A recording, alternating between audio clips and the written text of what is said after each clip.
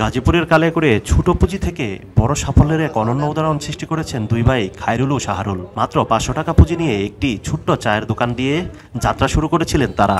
সময়ের সঙ্গে সঙ্গে ধৈর্য, পরিশ্রম ও সততার ফলে সেই ছোট্ট উদ্যোগটি আজ রূপ নিয়েছে লাখ টাকার ব্যবসায়ে। একটি কাঠের টেবিল ও কয়েকটি প্লাস্টিকের চেয়ারে গড়ে তোলা দোকানে প্রথম দিকে ছিল শুধু রং চা ও দুধ চা। ধীরে ধীরে যুক্ত হয় আদা চা, মালাই চা, লেবু চা, মাঠা সহ বিভিন্ন রকমের চা। আর ক্রেতাদের মন জয় করে নেওয়ার ফলে দিন দিন জনপ্রিয়তা পেতে থাকে কালিয়াকৈর উপজেলার ফটিক মার্কেট এলাকার এই দোকানটি। বিকালবেলা অবসর সময় এখানে মোটামুটি আমরা কাটাই।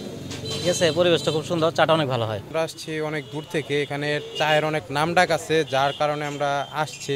স্থানীয়দের মধ্যে চায়ের ভিন্ন স্বাদ ও পরিবেশনের কারণে দোকানটির সুখ্যাতি ছড়িয়ে পড়ে আশেপাশের এলাকাতেও।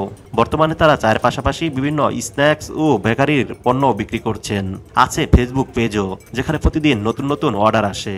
বসার মতো একটা ব্যবস্থা আছে, পরিবেশটা অনেক সুন্দর, এই জন্য আসি এখানে চা খাইতে। প্রায় আসা হয়, নিয়মিত আসা না। শুরুতে অনেক কষ্ট করলেও এখন আল্লাহর রহমতে ভালো আছেন বলে জানান এই দুই ভাই।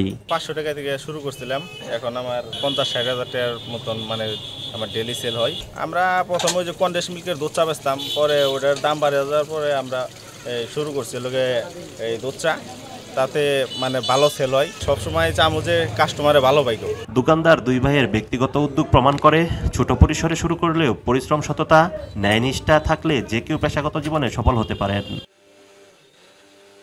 একেএম শিশির, মাই টিভি, কালিয়াকৈর, গাজীপুর।